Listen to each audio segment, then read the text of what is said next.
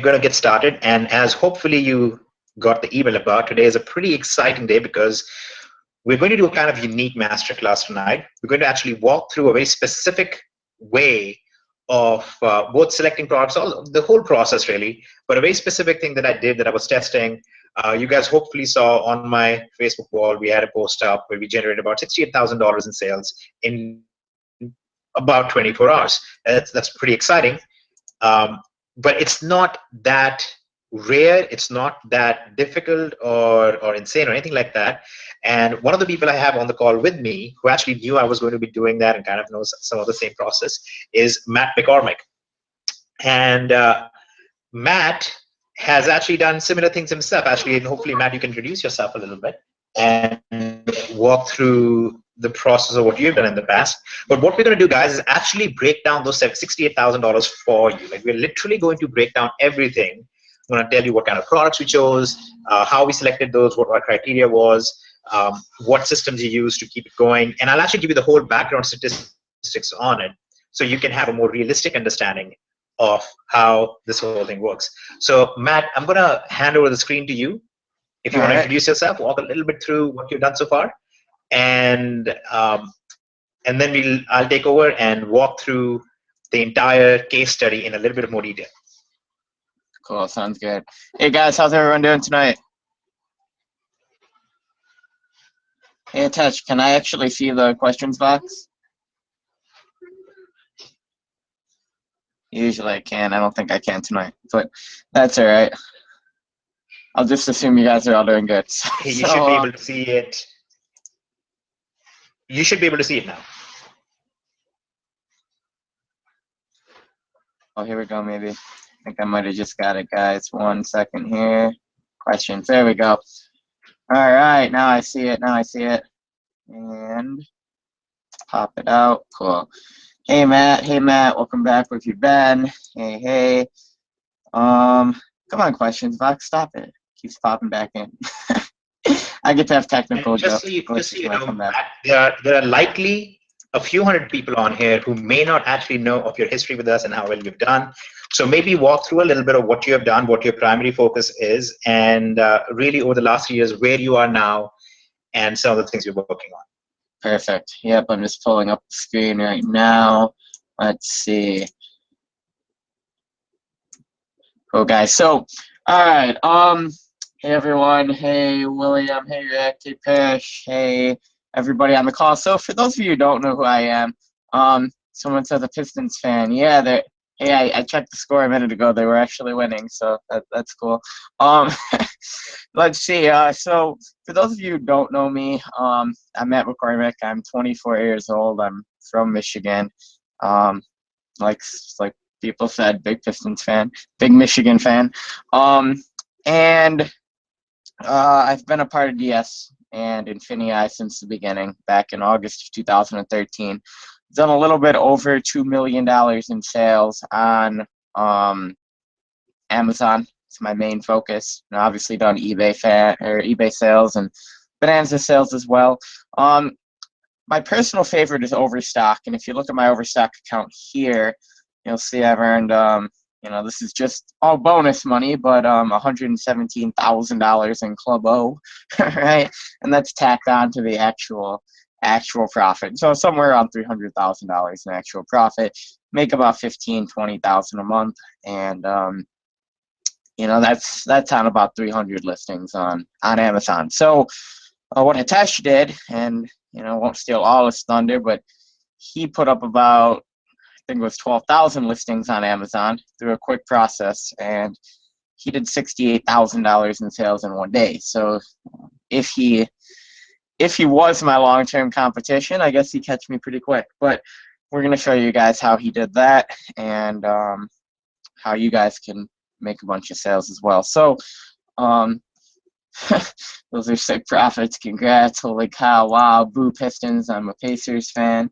Boo Pacers back. Let's see. No way. Hi, Matt. Pistons fan. Hi, Matt.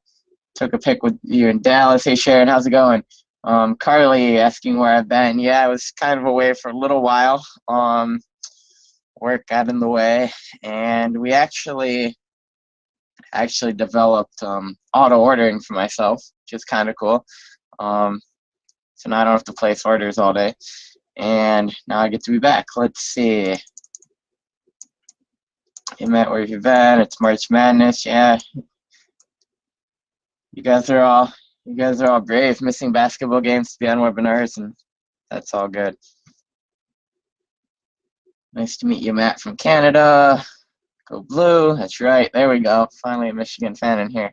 I think Atesh is just running off, guys, to get in a little bit of a quieter spot. So Yep. that's all we're kind of waiting at the moment. Yes, I was actually sorry, guys. And also, Matt, do you want to share a little bit about what has been your best day so far in a single day of sales? Yeah, so my best day was actually couple of them pretty much tied. There was Prime Day was back in November, I think, and did about a little over $18,000 in sales on Prime Day. Everybody thought Prime Day sucked, but as sellers, we all loved it. And I don't remember what the other occasion was, but Amazon had some other.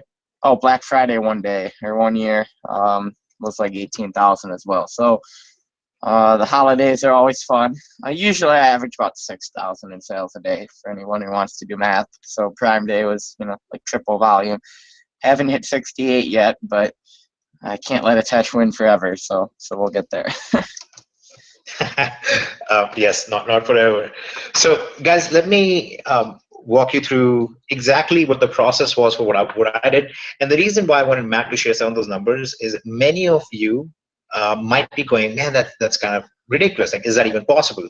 And the reality is that you can actually do well over 10,000 a day in sales with not too many listings. Okay, if you have a nice account that you've been aging over time, you have some traffic on the store itself, you can actually keep growing that pretty consistently.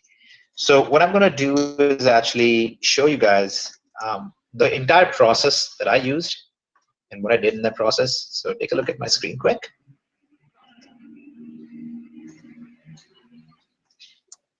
Okay, and this is the exact breakdown of the entire process. We go step by step. Okay, so the very first thing that you want to do is grab products to sell, right? And my criteria is basically two things that I used in this case. Because I was going for massive number of listings, I wasn't super selective about the product itself.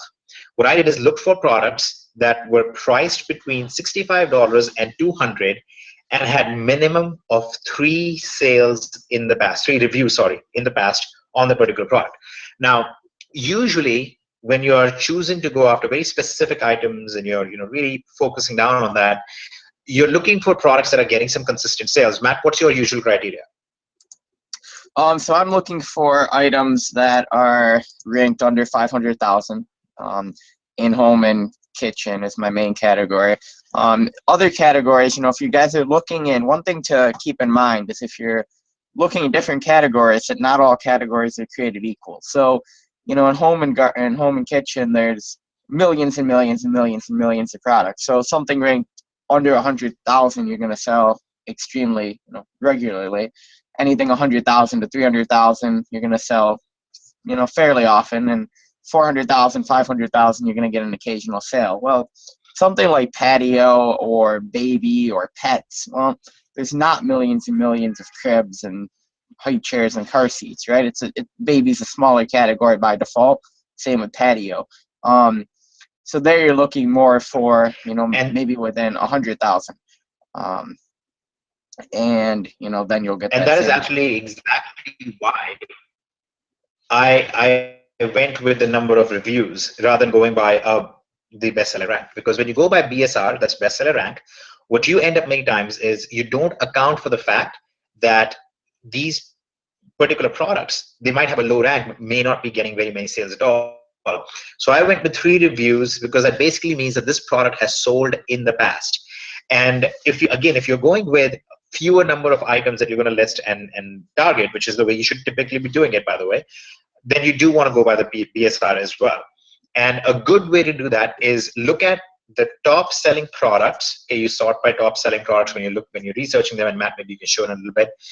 And while doing that, at the same time, you compare and see, okay, so the top 5, I'm looking at roughly, they're getting this many reviews and they are doing really well, and this is the BSR. And that's how you kind of get a sense of how well each category ranks things, like how many sales you can expect for each product based on that BSR. But in general, when you're going for a very, very large number of listings, kind of what I was doing in this case study, I did not have the luxury of doing that. What I did is I really just literally focused on the single category of home garden tools. Okay, that was my big category.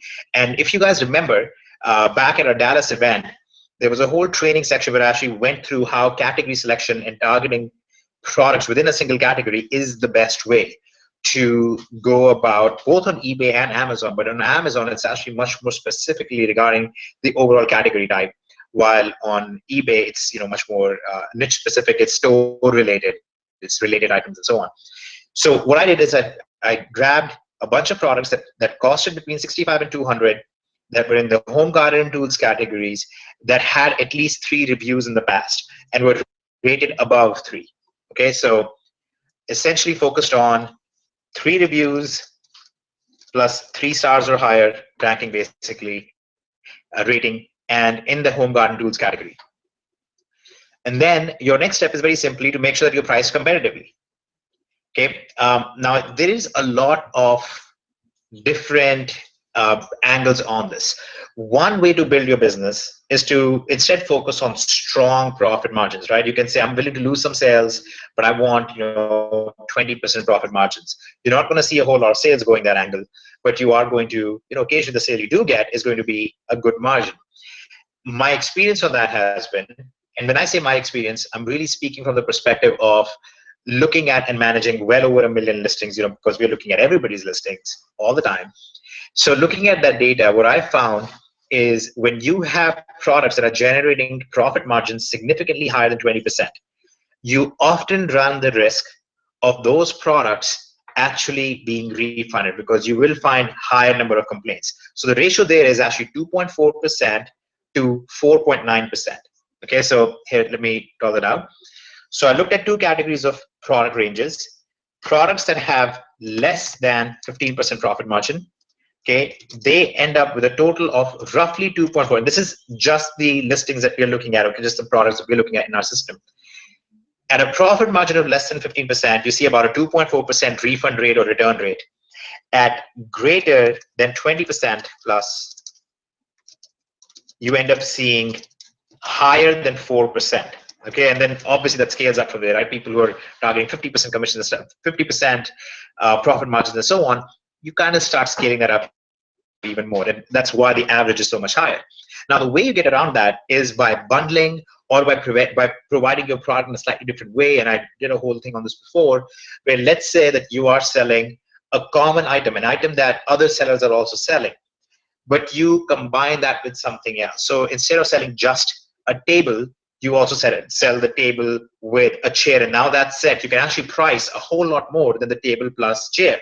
Okay, so to give you guys an example, let's say you have item 1 that costs $100, and then item 2, okay, we talk about fair market value. On average, people are selling for about $100. You have a second item that's selling for about $50. What you can do is actually sell item 2 and item 3 together for $200. And you can actually do that all day long. It actually does really, really well most of the time, because people are looking for the set. They often see that as great value and all those kind of things. And this just works really well. In my case, I did not do this because, again, I was going for bulk listings, and really my focus was the final 2 pieces, and I'll show those. But this is one of the things that you can do if you're looking to generate higher profits and make your listings stick out. Okay, so adding in just a little bit more. It's like selling a set of pens or kids' crayons or something, but you include another accessory with it, and now it suddenly does better. Is that somewhat your experience as well, Matt? Are you Are you somebody who prices very competitively, or do you go for higher profits? Yeah. So once you send me the screen back, I can talk more about the pricing. Guys, you want to do somewhat of a combination of. All right, I have those charts, right? Let me pull up the charts, guys. Guys, you want to do a combination. Like Hitesh said, there is a point where pricing too high is going to put you out of the buy box rotation, and when you do make sales, you're going to get complaints, right? That doesn't mean not to take advantage of the higher profit margins when they're there at all. Typically, I'm right in that 15% range. So when I do I think I did 178,000 in sales last month. About 15% of that was profit. But here's kind of how I base my pricing. So what we did, and let me zoom in on this, and it might look a little messy zoomed in, but what we did, guys, is we actually made, and some of you've seen a webinar where we did this before, but a lot of you missed it, so I guess it's a good review. We actually did made software that looks at our listings and tracks the buy box rotation continuously. Someone says bad audio. Is the audio still bad? Are we okay? No, I think you're good now. I'm good. All right, awesome. So what we actually did is we made software that tracks the buy box continuously on our listings and on listings that we're not on and stuff like that. So Amazon says a few things. Amazon says that you're buy box eligible 90 days after your first sale, but it's category specific. All right, so you need some unknown number of sales in the category to be buy box eligible. All right, so let's say that you come on Amazon and all you sell is patio furniture for 90 days, right? Well, when that 91st day rolls over, you're only going to be buy box eligible in patio furniture. If you want to be buy box eligible in kitchen and dining, well, you need to sell some kitchen and dining items first. And that number seems to be completely random per account. But within your first 90 days, you should have enough sales to be buy box eligible in pretty much everything. I have a few people who, for whatever reason, it just doesn't like to give them buy box eligibility in kitchen and dining. So just be aware of that. That's just a weird category sometimes. And then Amazon says that a bunch of other things affect your buy box rotation. Someone says, what is the buy box? I guess that's a good question. So when you're on, let me actually see. Let's do this. Let's go on Amazon. When you're on Amazon, and you pick an item here, let's just search for dodgeballs. I don't know. So the buy box is basically this main screen. When you're on a page on Amazon, you have 3 different places you can buy the item from. You can do what 98% of people do, and they just hit this add to cart button.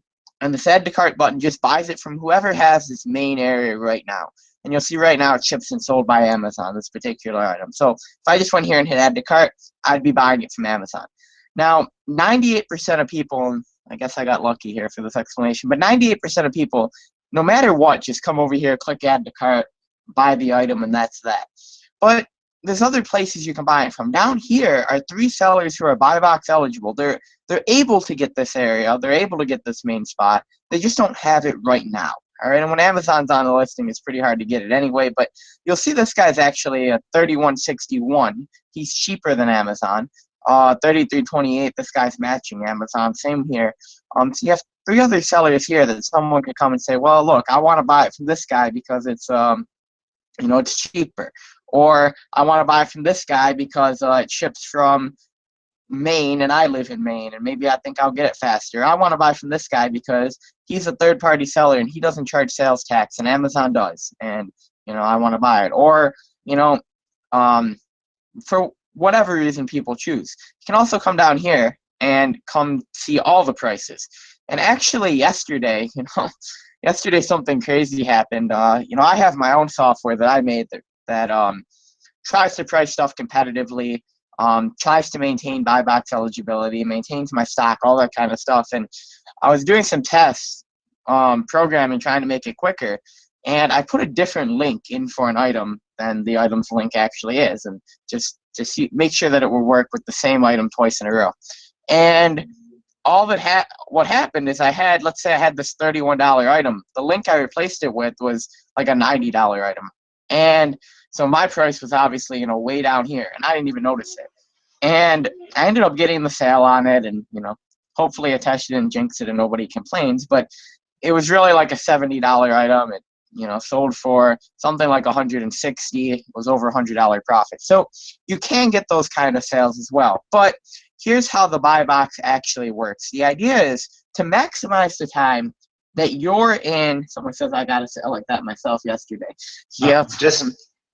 Just to clarify, guys, very quick before you move on, Matt.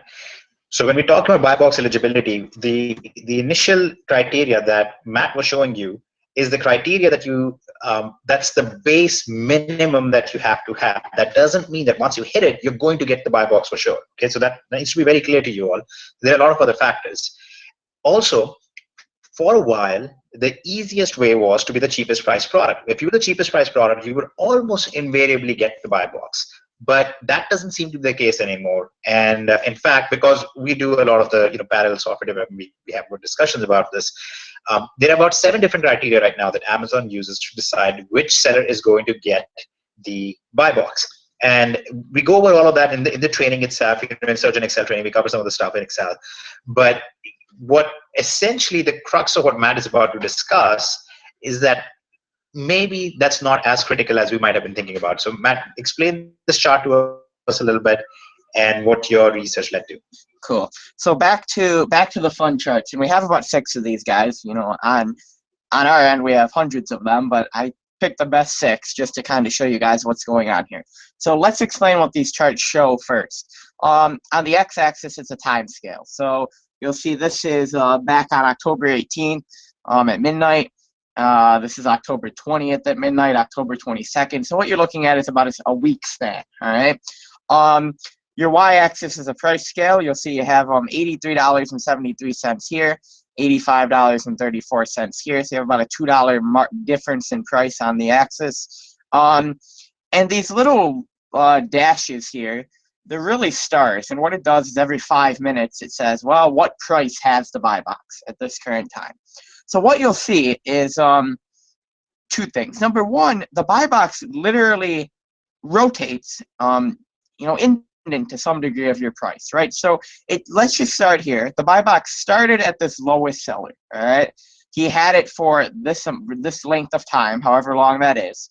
It then rotated to the next highest seller here, the next highest seller here, the next highest seller here, the next highest seller here. There was actually another seller at the same price here, so you'll see that the line stayed the same. And then it shot all the way up here to this guy, here, and then it came back down and it started its rotation again. So what does this prove? Number one, it proves you want to be competitive, but you don't have to be the cheapest. All right, you don't have to come on and say, well, somebody's selling it for $83.80 or whatever this price is. I need to sell it for $83.79. You don't have to do that. And why? Well, you'll see the buy box rotation is equal length of time, right? 98% of people are going to click that add to cart button when you have the buy box, whether you're the cheapest or not, and it's an equal length of time. So you're not getting it any more times or for any longer when you're priced here, closer to 84 than when you're priced down here, or even when you're priced up here at 85.34. Now, that being said, there is an upper bound to that, all right? So obviously if we price our item at 190 or, even 130 type of thing, you're going to be priced out. And Amazon's going to say, well, you are buy box eligible, but you're too high. And you'll see that this chart does not go on forever, right? There's a limit to how many people got this buy box. And the upper bound here is this, 85.30 or whatever in this case. And this seller is getting it. Just to be very clear on that, just to make sure that we're very clear on this part, you cannot predict what that upper bound is. So we can look back and say, oh, it's 85.34. That end up being the upper bound on the buy box. But you can't predict this when you're going into a list. You can't say, I assume. Right. The interesting thing about the upper bound is that it's different. So Amazon tells you, keep in mind here, guys, before I go into this, keep in mind that when we're pulling this data, we're not taking into account any of the, I don't know who these sellers are, all right? It's a chart, it's just lines, a seller's at a certain price, but I don't know which seller each of these people are. So when we pull this data, we're not taking into account anything like number of total sales or sales in the category or feedback or And whether ODR, prime or not, which I ODR think might be the percentage. biggest factor here. Right. Or what so, is Amazon's own product? Right. So anything like that, we're not taking into account. Now, Amazon's not on this listing. You know, the listings that I'm going to show you, there is no Amazon on them. But other than that, we're not taking any metrics or anything into account. And you'll see that in the actual rotation sense, none of that matters. It doesn't matter if you have 2 feedback or 100 feedback as far as the actual rotation goes. But Amazon does say, you know, in their documentation that all that stuff, total sales, account age, sales and category, feedback, ODR, that's your order defect rate, your negative feedback, your chargebacks, your A to Z claim. They say all this stuff matters, right? So if this stuff matters, well, where does it matter? Well, it doesn't matter in the actual rotation. Where it does matter is how high you can go from the low price and still be buy box eligible. And that's what's hard to predict. You know, we don't know on any given item what sellers are going to be on there going in, you know, comparatively what your feedback is compared to theirs, what theirs, you know, you'll never know what their ODR is. You'll never really know how many sales they have. So you kind of have to play a game of figuring out how high can you go on any given listing and still have the buy box. Now remember, it's that low price that's driving that, right? Let's just say here, just as an example, 83.73. Actually, wrong number first. Let's just round up a little bit. 85.34 over the 83.73. You see that on this particular listing, you can be about 2% above the low price and still get the buy box. All right. You know, this guy's 1, 2, 3, 4, 5, 6, 7, 6 or 7 on the list in order of being the cheapest, but 2% above the price on this particular listing, this guy can get the buy box. Now, yours may be higher, yours may be lower, and that's what you want to figure out, guys. You don't want to jump on a listing and say, well, it's a bunch of sellers down here. I'm gonna put it at 83.71. You want to see how high you can go and still rotate the buy box. Why? Well, that's how you maximize your profit, right? You're going to get a set number of sales. You want to maximize it by making sure that you're at your top price while still competitive at each point in time, right? Let me pull up some more charts here. Let's see.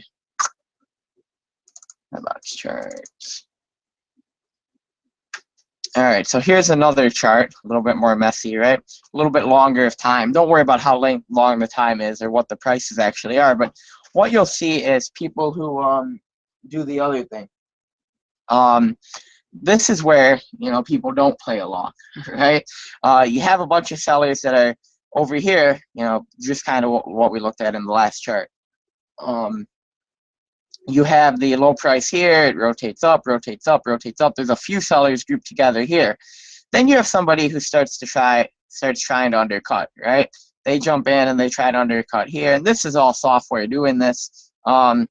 People who set their software to undercut, drops the price down here. You know, they fight for a while, and then eventually you see somebody jump on way down here, right? And all you see at the end of this all is the price dropping by, let's see, we're at $72 here. We're something like $40 here. Actually, we're at $572 and $520. So, you know, the price and people who try to undercut, well, they undercut by a lot, thinking they're going to get the buy box more. But once everything stabilizes, you know, it's the same pattern, just $50 lower. So, you know, you might say, well, you know, look at this big profit. I can come in way cheaper, still get sales.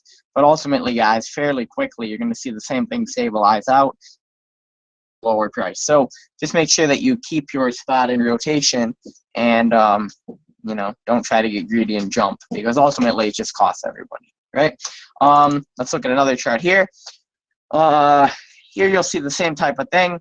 Somebody actually came on the listing, you know, people moved up. This is an item that actually went out of stock at one point, right?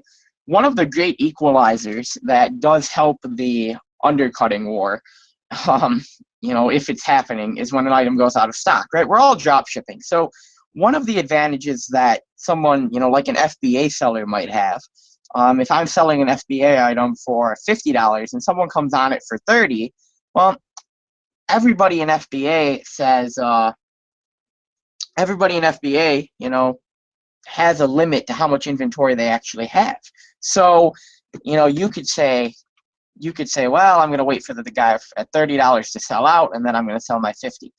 It doesn't really work that way with drop shipping. If you guys have stock, I have stock. Someone says the pictures aren't clear. Yeah, guys, it's kind of hard to show all that data on one screen. So just kind of get the trends. You don't need to see the actual prices too much.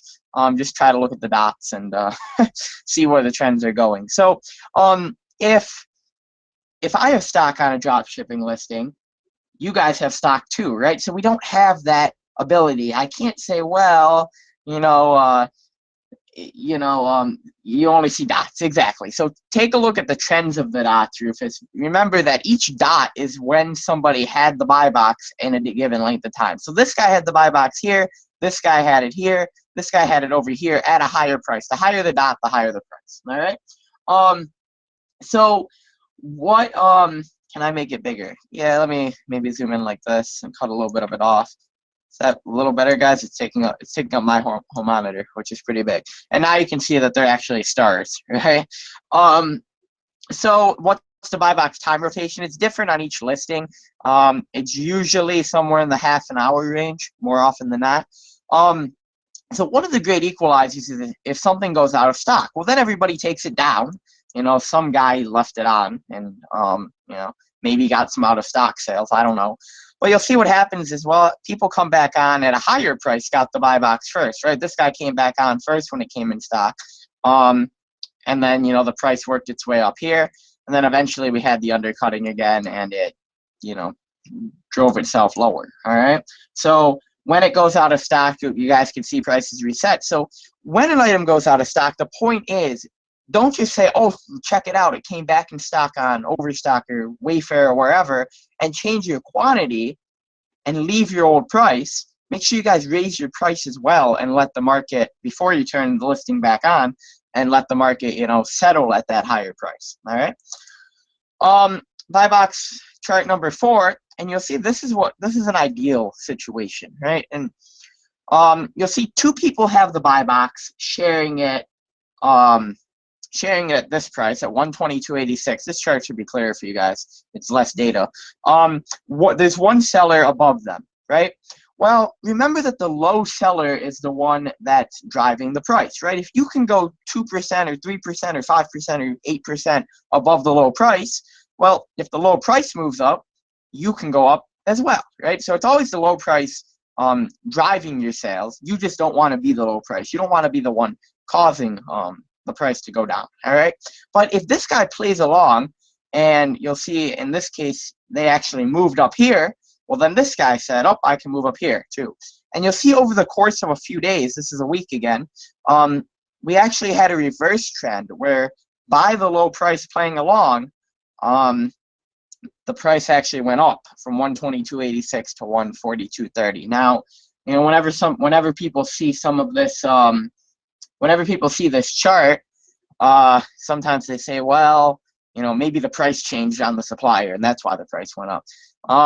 You know, we made sure we took out all those kinds of things and made sure that none of that was happening when we analyzed all this. So this is actually, you know, sellers playing along and dragging the price up. Let's see here. So this is really the situation we're looking for, guys.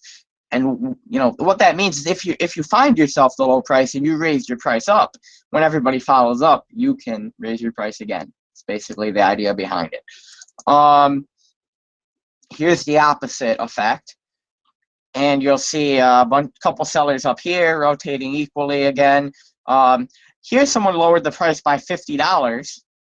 From 313 down to 251 type thing, and you'll see it didn't change the buy box ownership at all. Why? Well, because, you know, the seller needed to move down to still be in the buy box now, and, you know, this low guy, he's still rotating it equally, right? And buy box chart number 7. This is just another example of the equal rotation. You know, this is where nobody's messing with their price. Everybody's happy.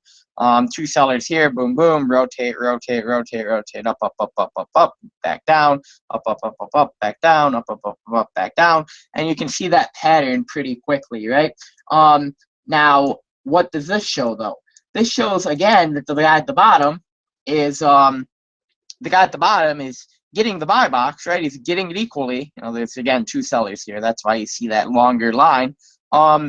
He's getting it equally, but so's the guy up here, right? So he's probably like, oh, look, I'm getting the buy box normally. Cool, cool. But he's giving up profit on each sale, right? He could be up here at 286. He's only up here at 281.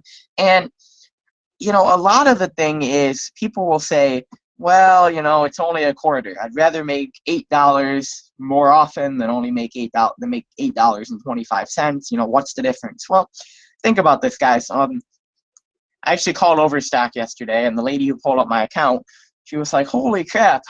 I said, "What?" And she said, "You've done 18,000 sales or something like that. I don't know, it was a little over 18,000." And you know, that's a pretty crazy number to think about, which is why Hitesh used to make fun of me for sitting there and placing orders all day long. But, you know, just imagine, guys, the difference here. If this guy down here could make a difference of $5, right, per sale, just by being up here and sharing buy box rotation, right? You know, that'd be another $90,000 for me over the 18,000 sales, which is pretty ridiculous to think about. Even giving up a quarter, right? Even giving up a quarter times 18,000 sales. It's $4,500. Who on the call, if Hitesh offered you $4,500 right now, would take it, right? All of you. You know, I'll talk to him after the call. Maybe we can get him to offer it to somebody. We'll see.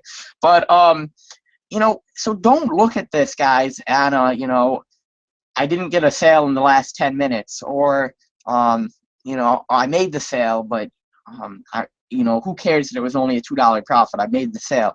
Look at this and don't overkill. You know, don't say, well, I want to sell the $500 item for $3,000 all the time. But, you know, make sure that you guys are maximizing your profit margin to the level that Amazon allows you to as well. All right. $4,500, no sweat for Hitesh. Well, I don't know. You guys will have to talk to him about that. I just put him on the spot. So go ahead. Yes. Well, let me address a couple of things though through this entire process, because I see a couple of the comments like, well, how do you compete with all this data? So guys, you don't actually have to have this data or do this yourself. The important thing is for you to understand the conclusion. The reason for showing you all this data is for you to understand that buy box rotation is not based purely on price. It is based on different factors, really eligibility primarily is, but more importantly, you can actually make more amount of money with a higher price point without having to undercut other people. So you don't have to go into undercutting, especially when you go, let's take an example. We just had our Dallas local event. We had a bunch of people come in, we took them shopping and all that stuff. You don't have to go and underprice and undercut the items that you just purchased. If you bought something for $3 and you see it selling on Amazon for $29, you don't have to sell it for $15. Sell it for $29. Make the same amount of price. And in fact, you can usually also sell it for, like we were discussing just now, 2 to 3% higher than the lowest price available, and still get equal amount of buy box. Now, there is one factor in all of this that Matt has not discussed, and I don't think he has the data on it, and he's not tracked it. But there is one other factor, which is, what about other listings? For calling him out and making him give away money. See? Go for it. I'm not getting back at you. Hey, this is all about making sure that everybody makes more money, because then hopefully they can all send you like 10 cents each for this webinar. So there we go. There we go. I'll have 4,500. This is the idea. There is a whole other factor here, which is, what about other listings of the same item? What if there are other listings of the same item which are priced lower than your buy box? So let's say that you are the higher priced buy box, and somebody comes and looks at your listing and says, oh, this is $206 over here, but there's another listing on Amazon for $200. Let me go buy from them instead. right? So that is a whole other factor that we need to discuss a little bit, and that's kind of what I took advantage of in this entire test that I just ran. So if you are kind of done with this part, Matt, I would like to continue a little bit more on the case study, and then I'll bring it back to you. Go for it. All right. So let me show you guys. So what I did is I researched all these items. I have all of the stuff ready. Obviously, I'm automating all of this as opposed to some of the rumors out there. I'm not actually a robot. I do actually use software and stuff like that for all this stuff. So what I did is I actually created new listings. And you have two ways to go about it, right? This is hopefully a question that comes up as well, and I'd like to get Matt's take on it. But the question is always, do you create new listings or do you jump on existing listings? Yep. Did my sound did we just lose the touch, guys?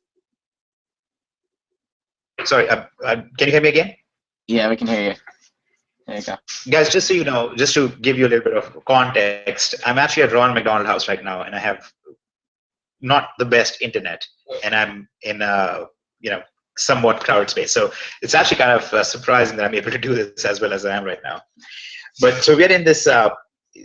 So we have this decision to face, which is, do you jump on existing listings or do you create new listings? Now, because my whole idea was to test out a ranking concept, I had to go with new listings primarily.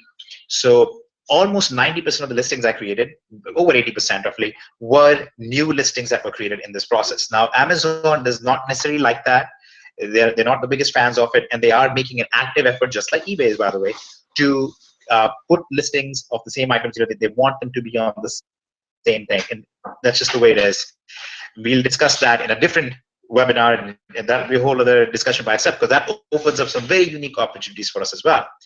What I did essentially was try to create new listings where I did a whole cross-reference between the item on Amazon and the keywords that I got from Google, Bing, and Yahoo. Okay. Now let me explain the whole background on this. For those of you who know, and many of you probably don't, but I've been doing SEO stuff and ranking on Google and driving paid traffic and all that kind of stuff for years now, almost a decade. So for me, when it comes to ranking listings on Amazon and eBay, it's just a different play yard, but it's the same game, right? Because we did the same thing with ranking websites on Google, and now we're doing the same thing with ranking these items on Amazon.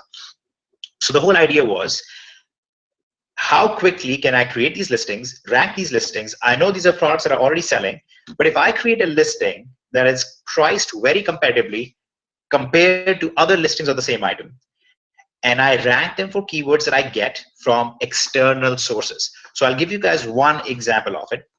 I had an item, okay? This particular item was a cleaning thing that you use. It's like a broom. It's not exactly a broom. It was kind of unique. It had multiple functions to it, but you could scrape things off and whatnot. It's selling for $48 on Amazon, roughly. Okay, now this is off memory. So it's roughly $48 it's selling for on Amazon. And what I did is I found a cheaper source for it, and I basically priced it at 46. Okay. Again, this is just for the case study. Like we just showed you guys, if you have the buy box, you don't have to be the cheapest price. But I did this because I wanted my listing itself to be cheaper than other listing. And since I just created it, there were not other sellers on it at the moment. Now, I created that, and what I did was I targeted other keywords that were not in the existing listing, and I targeted keywords that I found from Google and Bing for this item. When you say Bing and Yahoo, I mean, they're using the same engine in the background, so you get the same keywords. So I targeted those keywords for it. So to give you guys an example, just so I don't give away the product and all that stuff, let's say this product on Amazon was selling for targeting 2-in-1 floor cleaner. Okay, I would target instead steam and soap cleaner. Okay, I'm just giving you guys an example. This is not the actual thing that I used, but this is a good example. It's actually a pretty close example of what I used. And obviously this started with the brand name, right? So the brand name and the cleaner, okay? And the floor mop or whatever you want to call it. Now, here is what ended up happening. because I was the cheapest listing that existed, I don't know how much of a benefit I got from that particular aspect of it, but because I was a new listing, I was cheap, and I was targeting different keywords, I immediately noticed that my listings were doing somewhat well, and I turned on all the external traffic that I could get to those products. Now, in my case, I had a very unique benefit, which is I have a lot of traffic that I'm constantly running through on my own network of websites, right? I mean, I have like 300 domain names, I have a lot of traffic running around, and I targeted all of the traffic towards this item as an example, but towards all 12,600 of these listings, and all of the traffic is going targeting that keyword. So I'm basically simulating a scenario where somebody is on another website and is clicking a link, has read a review maybe of this product, or has been comparing products, and then clicks the link and comes to this Amazon listing. And that's basically all I simulated. And very, very quickly, and we all know this, I've talked about it before, that targeted external traffic is the biggest cookie that you can give to Amazon to get them on your site. And the idea is very simple. What does Amazon want more than anything else in this world right now? They want new customers more than anything else. So when they find listings that are pulling in external visitors, okay, visitors from external sources, they give them a lot of basically Amazon prioritizes those listings. In this case, I was also cheaper, so that might have played into it, but it basically boosted my rankings up for a vast majority of my listings very, very quickly. Okay, so I had the listings made, and within a matter of 1.5 to 2 days, all these listings are climbing rapidly in the rankings. And note that these are brand new listings in most cases. They're not listings that are getting sales already. So for those of you who are going, oh, how do I get started with as a brand new with brand new listings? Will it sell or not? Really, as long as you have internal optimization and you get a nice external traffic boost to it, you are going to get very good rankings. Now, whether or not those rankings stick will depend on two final things. I'll address that in a second. Finally, what I did at the same time, because remember that I targeted specific categories, I tried to keep all the items kind of linked together. Okay, they were at least they had a surface relationship. I also drove certain social links and social media traffic to my store itself, essentially trying to make it appear. The idea that I'm trying to present to Amazon in this case is I have a very popular store that's doing very well. I have really great prices on a lot of stuff, and I'm getting a lot of play. A lot of people are liking, they're reading about it, they may be watching YouTube videos, they're reading reviews about it, they're on other websites about it, and they're coming to look at my item. Okay. Now, turns out that one of the big reasons why that giving away products or running promotions on your products actually works is because it brings in external traffic. Okay. So this whole theory, which is another theory that I'm planning on testing soon, there's this theory that you have to give away your product, give away 10 copies, 20 copies, 100 copies of your product. Turns out that may not be the primary thing that drives it. I mean, of course, you get reviews from it. Of course, you get some value from it. But that's actually not the primary factor. In fact, in many cases, Amazon will completely disregard those sales from counting towards your tracking. What they're going to say is, this guy with this product just now brought new customers to us, or is bringing at least new visitors to us, and therefore we will prioritize this person in the ranking. Okay. Now, the same thing also works on when you jump on existing listings. The reason why I didn't do that was two factors. One, I wanted to see if this would work with separate listings. But secondly, I don't want to do all this work to drive up rankings for a listing that will 80% of the time give somebody else the buy box. Okay, that was the big reason why I ran the test the way that I did. So it's not too shocking. I mean, it's really not shocking at all. If you actually play out the numbers, you're like, man, 68 grand is kind of small for what was actually done here. Now, the rankings will not stick if you don't get the sales to justify Amazon keeping the rank there. So Amazon is right in the beginning going to say, this guy is awesome. He comes on Amazon, maybe he has a following, maybe he's a chef and his utensils get some traction or whatever. Whoever this guy is, they don't really care too much about it. They're like, this guy came on, okay, or lady came on, created a listing, and they're bringing traffic to us from external sources. This is awesome. Let's give them a shot. Now, if your items start selling and they sell better than other listings of the same item, your rankings will stick. Otherwise, over time, your listings will go down. Now, anybody in here, actually, by the way, let me do a quick poll. Who here has ever worked, like seriously worked with ranking websites on Google and stuff?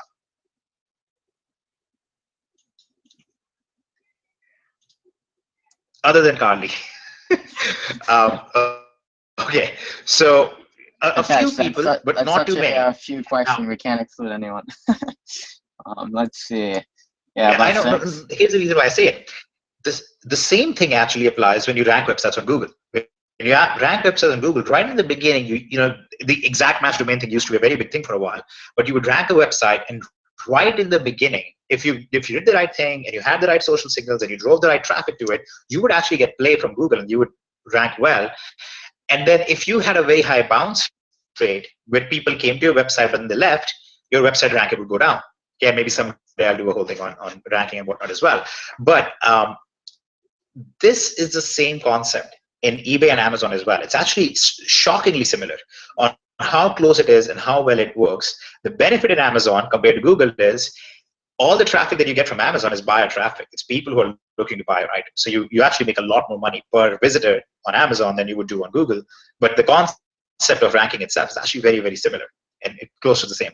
So I know, Matt, that you haven't ran comparisons between two separate listings, right, with separate prices and so on. Which one is going to rank higher in listings? That's going to be a nice test to run.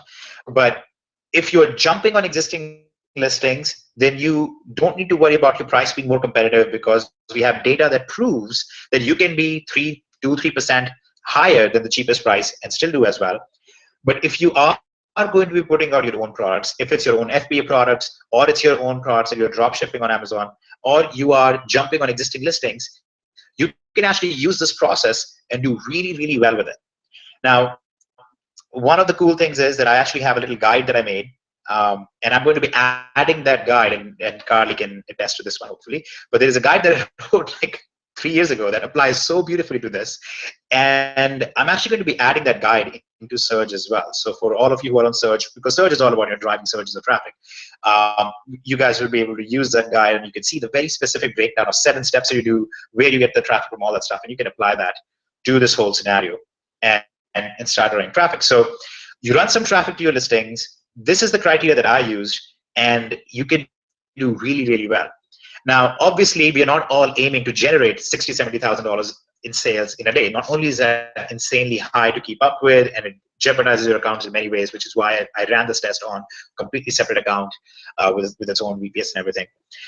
The reason why I showed that case study and I went through this process with you guys is, if you are struggling at all, this is the process that you want to use in the beginning. As soon as you've been in here for 90 days or so, as soon as you have buy box eligibility especially, this is the kind of process that you can use to be very, very profitable and do extremely well. Like getting results like Matt isn't supposed to be that difficult. If you were doing, who here would be happy if you were doing, let's say, half as well as Matt is doing right now? If you were making 10 to 15,000 a month, as opposed to his 15 to 20,000 a month, who here would be like pretty happy with that in net profits, by the way? Pretty much everyone, right? And that's the whole concept here. So my whole thing was, can we take an account that has just become eligible? Can we take that account? Can we run a single day test? Well, it was actually a 3-day test, but sales came over with 1 day. Can we see how well it does? Can we make that happen? And the reality is you actually can. There's a very simple formula to it. The formula goes as follows. So you guys, if you want to write down the actual core steps of this, here is the formula on it. Step 1, we're going to choose products that are focused in single categories that have already sold in the recent past. Now, you can determine that using the bestseller rank, or you can determine that using recent reviews. Okay, my way was to look at 3 recent reviews, has had 3 reviews in the last 60 days, and has minimum 3-star rating. Okay, that was my test. My criteria, obviously, I was choosing, I was going for 15,000 products. When you guys are selecting 20 products, you can be very, very picky about it. Okay, so be picky in the beginning. That's fine. Try to keep them all in the same category, and try to keep them in a profitable price range. 65 to 200 is a very good price range for 3 reasons.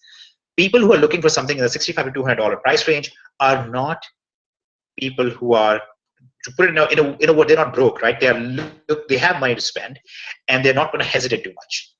That's one. The second thing is, you can actually have small variations in pricing, like a 2% difference in price, which adds up to very, very big commissions, very, very big differences and price differences for you, compared to if you're targeting products that are in $4 or $5 range. In those cases, you really need to mark up by 3-4% to make good money. But in this case, you can actually mark it up relatively just cover your fees, and you're still making a good $10, $20 profit in many cases. The next thing you're going to do is choose to either create a new listing or jump on existing listings. Like I have clarified, I went with new listings primarily, but Amazon seems to be moving in the direction where they like you to work with existing listings. I believe Matt works only with existing listings. Is that right, Matt? You only use yeah, let me address existing that listings? a little bit. Guys, I've come on webinars before and said that I use mostly existing listings. That's true. Recently, a lot of you guys know that I don't really list anymore because it's just the same items that always sell for me now at this point. But now that I have the auto ordering set up and I don't have to place a ton of sales, I have been thinking about listing more, and I have been looking and leaning towards actually making new listings for a few reasons. Number one, like Hitesh said, there's nobody else on it initially, and you can get a good jump. Somebody asked, well, how do you do this if you don't have 9,000 websites like Hitesh? You don't. No, you don't need 9,000 websites. All you got to do, guys, is to some degree, it's a little bit of a numbers game. If you can't drive traffic like that, I can't drive traffic like that. You guys will look on Overstock and you'll see some items that might have like hundreds of reviews on Overstock, right? Then you find the listing on Amazon and it's just dead. Or you see the opposite. It might not have any reviews on Overstock, then it's ranked really good on Amazon. And part of it is how quickly that listing's seen, right? Hitesh told you that if those sales don't continue, or if they never start to begin with, then the listing just kind of falls down the ranks and gets lost. So one thing you guys can do is you guys can use PPC. Amazon PPC works real well. Personally, I've never done Hitesh's website optimization stuff, but using that kind of thing for keywords when you're making the new listings is good. So using Google, using Bing, using that kind of stuff for new listings. PPC is pay-per-click. PPC. Yep. And just to point one thing out, guys, regarding that. So with Amazon PPC, one thing to keep in mind is, by the way, Amazon PPC is very, very good for FBA products.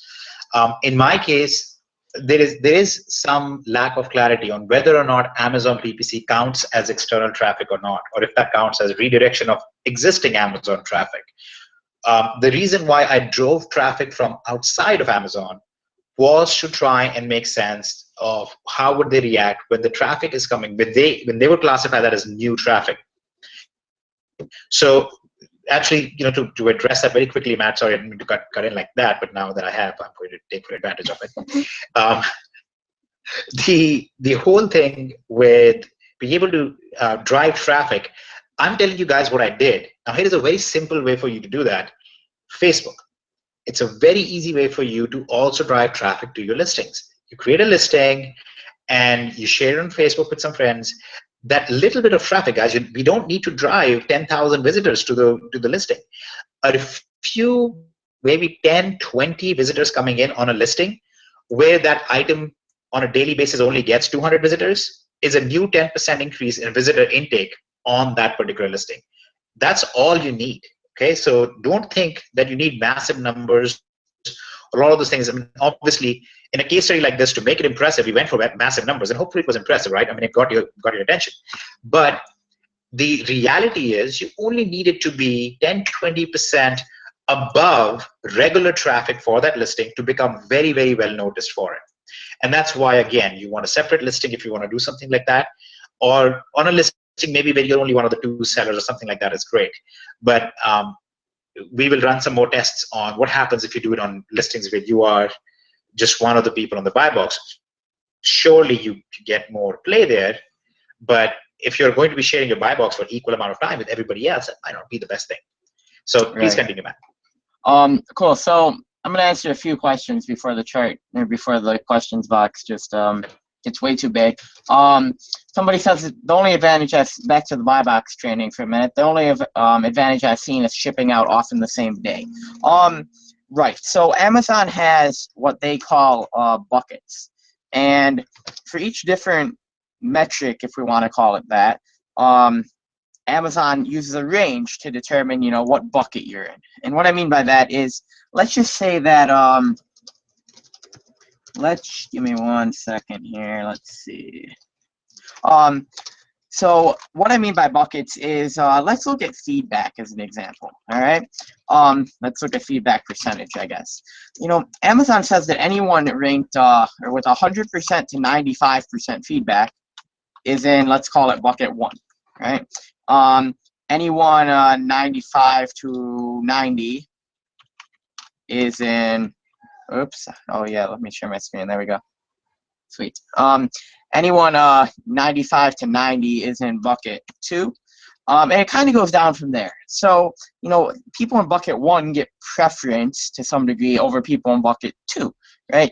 We talked about how high can you go. Well, if you're in bucket 1 in feedback, you can probably go higher than if you're in bucket 2 in feedback. And everything has its own bucket. Handling time has its own bucket as well. So, you know, if you put your handling time at 1 or 2 days, it says, so handling time of 1 or 2 days, your thing says usually ships in 1 to 2 days, right? Something like that. If you put your handling time at 3 or 4 days, you have usually ships in 3 to 4 days, that type of thing. If you put it at 5, you know, it's going to say something else. If you put it at 6, it's going to say, I think even if you put it at 5, it says usually ships in 6 to 10 days, type of thing. And obviously that's another bucket. So most of the time when you guys are on listings, be it your own new listing or a new listing, you know, when buyers or when people come on there, they're all drop shippers, right? They're all drop shippers. So we can't really do a 1 to 2 business day handling time because you know, your items just aren't going to ship fast enough. You're going to get dings on your account and it's not good. 3 to 4, well, you know, you might as well take your 4. It says the same thing. You might as well buy your extra day, right? So most of us teach to do it at 4 business days. Now, if you're using something like, and that's mostly for, you know, overstock Wayfair. If you're using Walmart, most people use a little bit longer of a handling time, 5 or 6 days, but you want to stay consistent with your supplier, all right? So that is one place where you could drop off and not get the buy box rotation as often, as if your handling time is ridiculously longer than most people's on that listing, than the main bulk of people on the listing. Let's see here.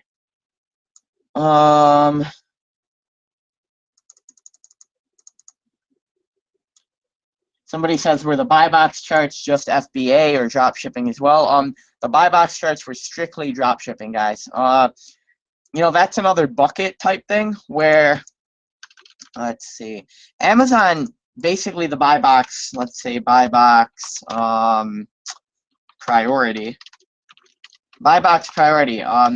So if Amazon is on the listing themselves, if it's shipped and sold by Amazon, they get buy box priority, you know, pretty much without fail. It's their site. It's hard to take the buy box from them.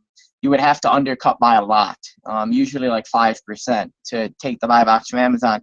And if you undercut Amazon by 5%, they usually say, well, haha, we're Amazon and we can sell this we can give this away for free if you keep fighting us, and they'll just lower their price. So you're not 5% anymore.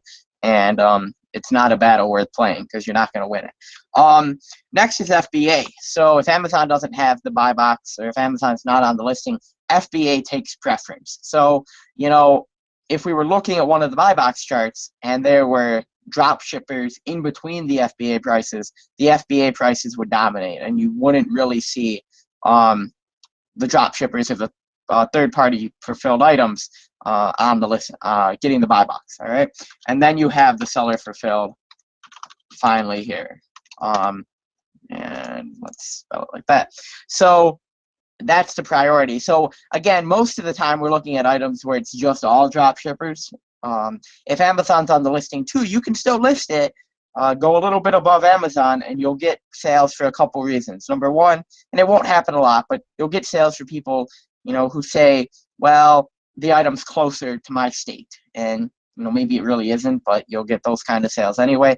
You'll get people who don't want to pay Amazon sales tax, and they'll buy from you. You know, if you're 2 or 3 or 4 or 5% above Amazon, is that better than paying 6 or 8 or 9% sales tax? To some people it is. The other thing is Amazon will go out of stock at times. And when Amazon goes out of stock, keep in mind that a lot of the suppliers we use, Walmart, Wayfair, Overstock, they're drop shipping directly from the manufacturers, all right?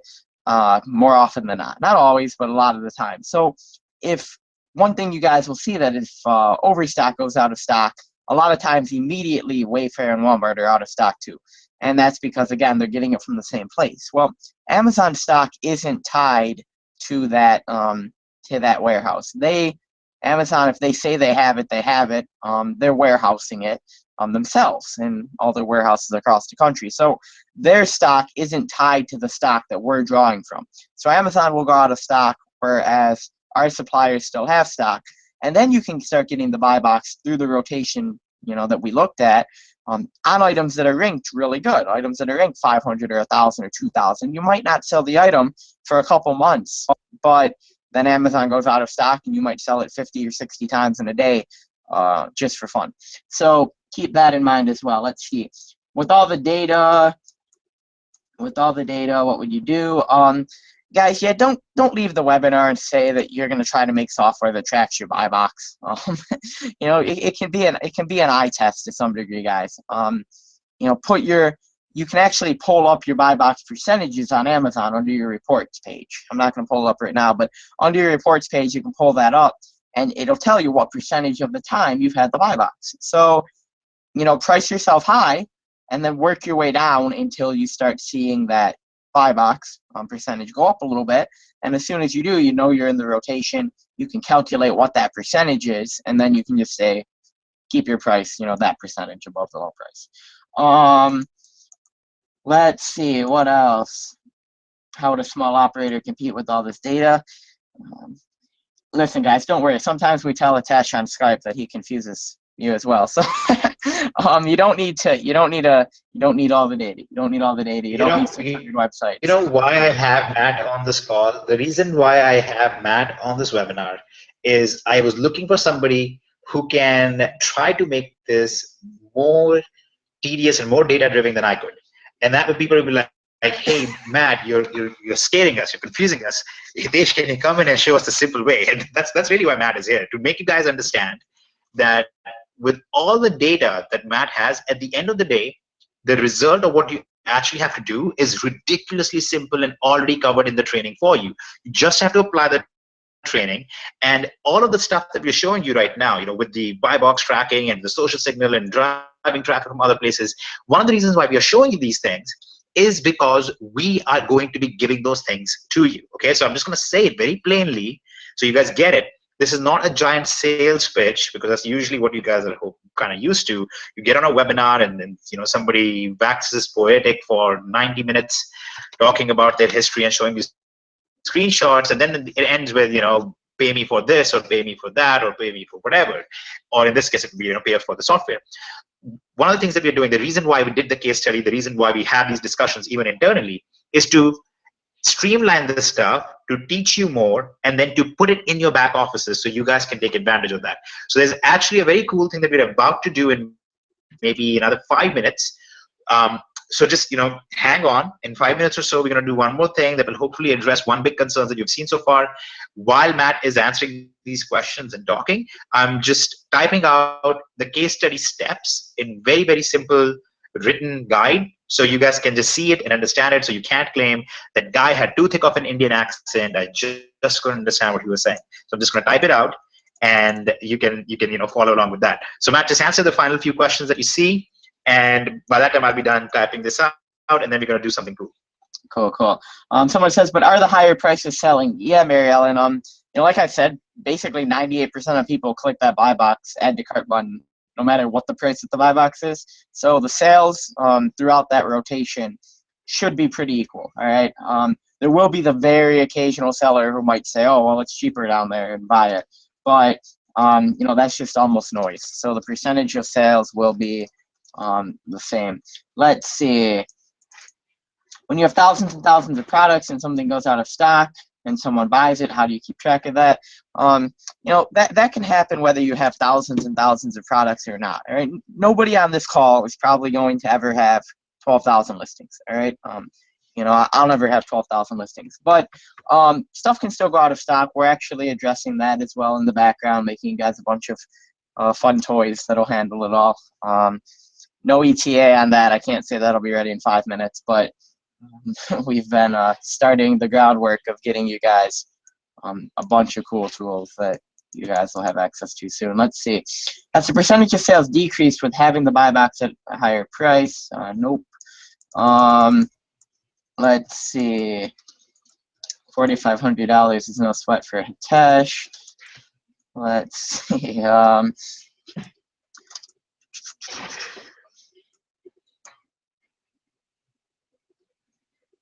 Do you buy on Overstock and list on Amazon without buying and ship from Overstock, as an example? Yes. You know, that's the whole point of the, you know, right now we're covering the Amazon drop shipping side of things. That's the whole point, shipping it before you buy it. So yes, we're shipping directly from Overstock, Wayfair, Walmart. Some people use Home Depot. You know, there's a lot of suppliers you guys can use. Let's see.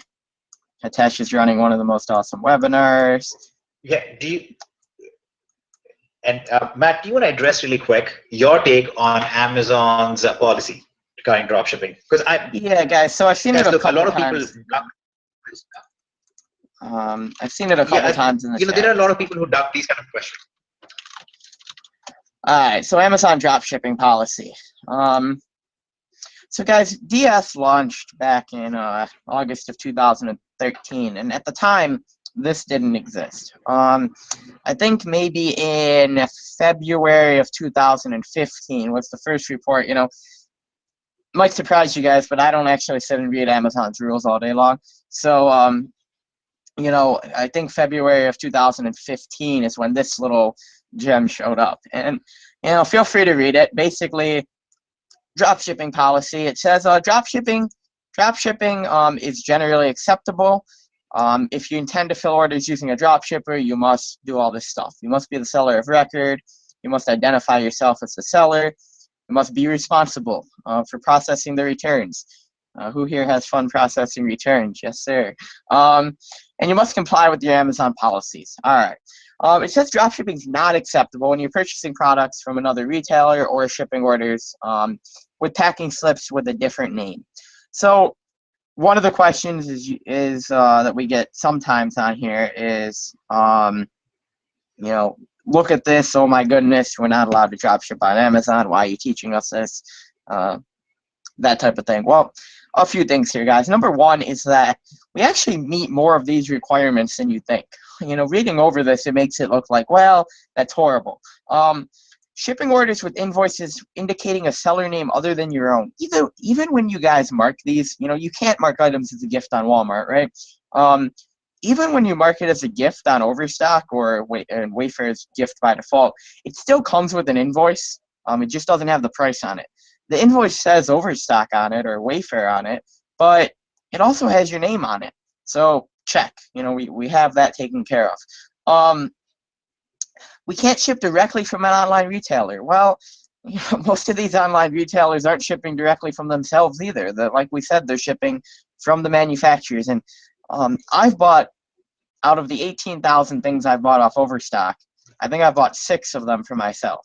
5 of them, you would never know besides from the invoice that it ever came from Overstock.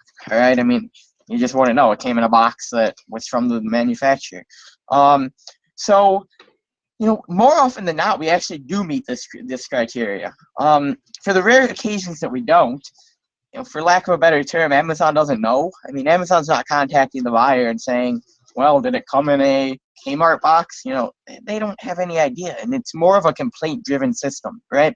You know, if you have a bunch of buyers call Amazon and say, he's shipping from Overstock, well, maybe, but you know, nobody ever does that, right? I had one buyer one time out of 18,000 message Amazon and say, I got my item, but it came in an Overstock box, or it came from Overstock. Is this really my item? And no, you know, Overstock just, you know, magically decided to send you the same item, lady, right? But it's the only time that ever happened. So point being is, to date, this policy has been on Amazon since February of 2015. So over a year now. And we've literally had 0 cases, 0 reports of somebody being banned or being suspended and Overstock saying, or an Amazon saying, it's because you were drop shipping. All right. We have had some people get suspended. It happens. Some people just don't keep their metrics good on Amazon, or some people put it at a 1-day handling time and then it takes 4 to ship. Or if you don't follow the rules, you can get banned, whether you're drop shipping or FBAing or whatever. So keep that in mind. But we haven't had a single report of anybody actually getting hit by this specific policy. All right. So as long as you manage your business wisely, then you should be good to go. There is a very, very big factor about this that I want to address. A lot of people don't think about it. Doing FBA has a natural barrier built in. With FBA, you can only sell product that you've already paid for, right? So you're not going to sell $200,000 worth of stuff when you don't have the money to cover it. The times that I have seen people lose their accounts who are doing the drop shipping thing, the reason why they get suspended is they come in here all guns blazing and they go ahead and create some listings and they sell $10,000, $15,000 worth in a week.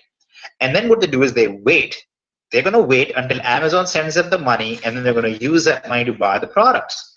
And that's what I have seen in vast majority of the cases results in people's accounts being suspended. Now, as INFINii, as a corporation, as DST, as these, as people who represent businesses of tens of thousands of people, we have to be very careful. So we always warn about this, and we always say, look, you have to make your own decision on this. You have to make your own choice on this. We don't in any way push you in this direction. We believe that in long term, FBA and things like that are kind of where Amazon is trying to push people, kind of what you'll have to do. But as of right now, based on the data that we have, based on the statistics that we have seen, as of today, which is the 16th of March, there is ample evidence that it does not actually result in termination of people's accounts unless they're drop shipping and they simply refuse to fulfill orders, or they simply have very, very bad metrics on their account, which would have resulted in cancellation anyway. Perfect. Somebody says that there's some items you can't sell on eBay, like a NutriBullet. Can that product be sold on Bonanza? Guys, the reason that some items, a NutriBullet is a seen on TV item, right? So, we give you in the training an explicit list of types of items and manufacturers of items to stay away from. Well, why do you have to stay away from some? A lot of it is just the manufacturer. Keep in mind before I say this, guys, there's literally tens of thousands of manufacturers of different things out there, and we might be talking about a dozen of them that this applies to. But there's some manufacturers out there that make it a high priority to what they call protect their brand, right? And as seen on TV stuff is one of the big things that's heavily counterfeit out of China. Stuff like workout DVDs, stuff like the NutriBullet, that kind of stuff. It's heavily counterfeit. So these manufacturers, when they sell to Amazon or when they sell product to what they call a verified distributor, they know that they sold Amazon NutriBullets, and they see it selling on Amazon, and they say, all right, well, we sold some to Amazon. Amazon's selling them now. Cool. Well, they come across you selling a new NutriBullet, and they say, well, look, we didn't sell him a NutriBullet. And they see that you have 50 NutriBullets listed, and they say, well, we definitely didn't sell him 50 NutriBullets. And they don't know where you got it from, right? They don't know if you're listing a NutriBullet and calling it that, but you're selling some third-party piece of crap out of China, right? And that's why they freak out. So they can't tell you, nobody can tell you not to sell something, right? I can go to the store and buy a bunch of stuff right now and give it away or sell it at a garage sale. That's fine. But the companies just don't want you selling other things under their name, and it's hard for them to prove it, and they have a shoot first mentality. So most suppliers, it doesn't matter. Most manufacturers, it doesn't matter. But make sure, this is one of the reasons you could get banned if you ignore that list, right? If you just watch that video and you say, oh, well, they told me not to sell this brand, but look at how profitable it is. I actually had somebody on my team do this. They said, well, you tell me not to sell it, but it's super profitable. And, well, when the manufacturer complains, I'll deal with it then. And this was this particular, I guess I'll call it out. I have to think of the name of it, so I'll call it out when I think of the name of it. But it was a fitness company, and the guy said, well, you shouldn't be on it, fine, but I'm on it. It's a high profit margin, and when the manufacturer complains, well, I'll take it down then. Well, again, the manufacturer doesn't complain about, hey, you're on my listing and, get off. You can't be on it. Anyone can be on the listing, but what they complain about is the picture, all right? So they message Amazon and they say, well, this guy's using my picture to profit, and they call it a copyright violation. So we don't want to get those, and you're not going to if you avoid the, half dozen suppliers in the training. But that being said, that's why you can't sell a NutriBullet. So do you want to sell a NutriBullet on eBay? No. Do you want to sell a NutriBullet on Bonanza? No.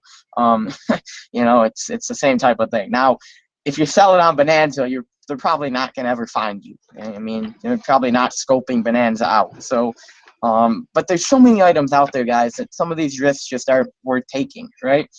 Let's see. What else? I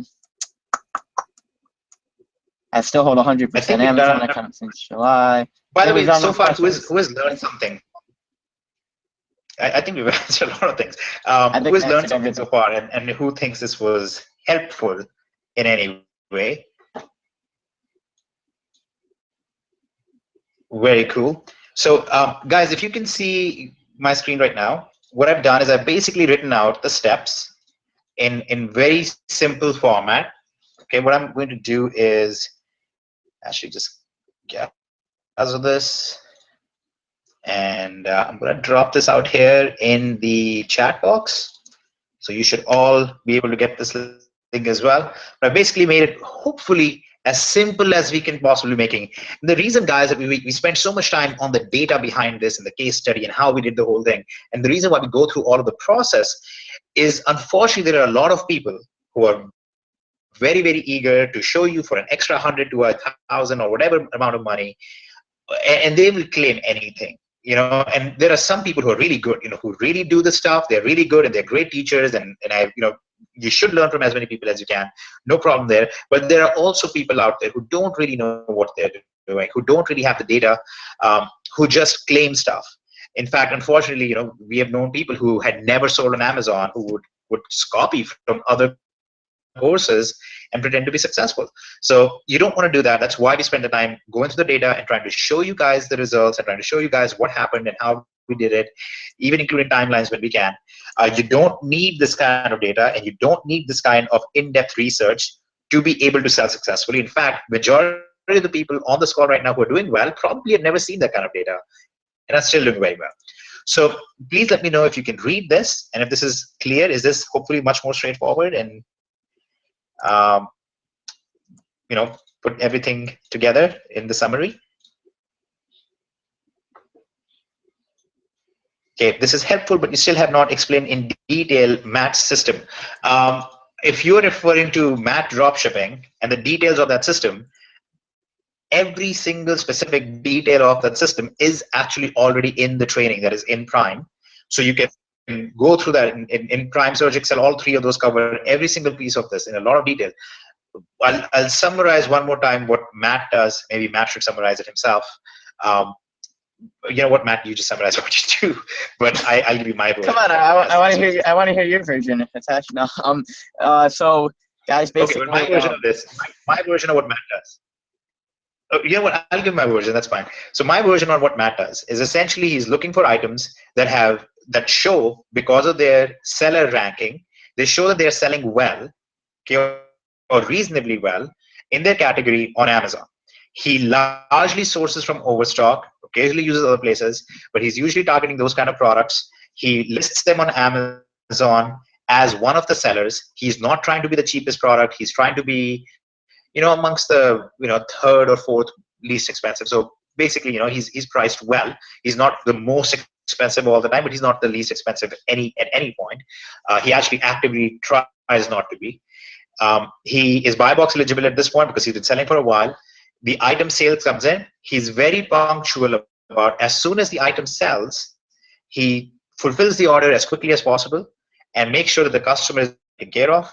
And that is the entire summation of what he actually does. He actually doesn't do any of the magical tricks that I was just talking about with driving external traffic and things like that. Right. So the reason why I bring up driving external traffic. Let me jump in for one second. Just 1 second, Matt. Oh, okay. Okay. No, go ahead. Oh, okay. Let's see. So, guys, a couple things real quick. You know, that is basically what I do. Just two notes. Note number one.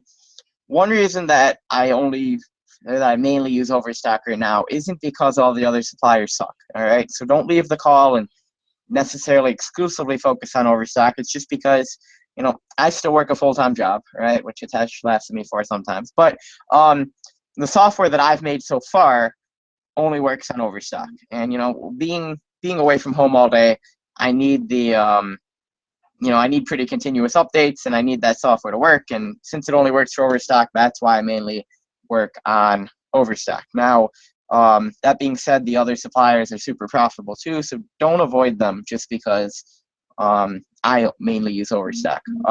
Point number two, when a sale comes in, guys, one thing to think about is not placing it immediately. And the point being is this. I just wanted to tell Hitesh he's wrong, but no. Other than that, guys, what you want to do is, if there is stock on an item, you know, if there's one left in stock or two left in stock, then obviously place it right away.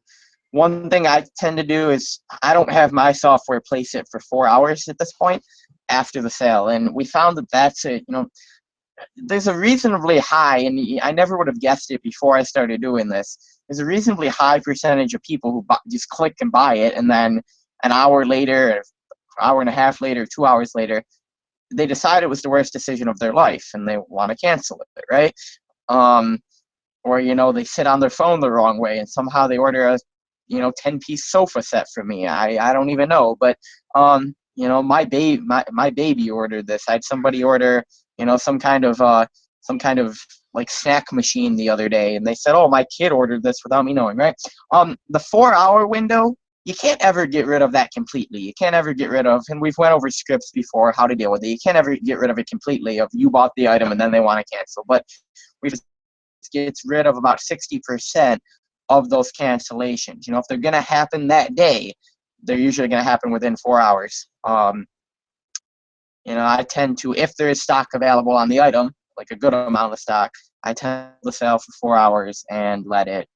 Well, for those who have been on the call, you might remember that I started out and I pointed out that if you are approaching 20% or higher in profit, if you're above 15%, your return rate increases to almost 2 times in frequency. So no, Matt, I wasn't wrong on it. I was aware of it, but I did want to point that out. But it's a very good practice. You should complete all your orders at night the same day. If you complete all of the orders at one time at night, then you basically take care of that anyway. The scenario that Matt is talking about, but that is a good point. So thanks for bringing that up, Matt. But again, keep in mind that Matt does approach the higher range there. Now, the other thing I want to point out, this is based on, I really want to address this for Pete. Matt doesn't have a ton of listings up. Okay, it was my case study that had 12,000 listings up. Matt only has 300 listings. That's not a whole lot. And in fact, Matt, have you even put up a new listing in the last month? In the last 6 months, I've probably put up 5. Yeah, see, so guys, here's what you to keep in mind. Now, if you were at the Dallas event, you might remember this was a question asked, and I actually spent a lot of time on it from the stage. One of the things that I actively talk about doing is pruning your account, where you constantly get rid of unprofitable, non-selling listings. There appears to be, again, this is pure speculation at this point, okay? So I'm letting you guys know. When we have data, we show you guys all the data.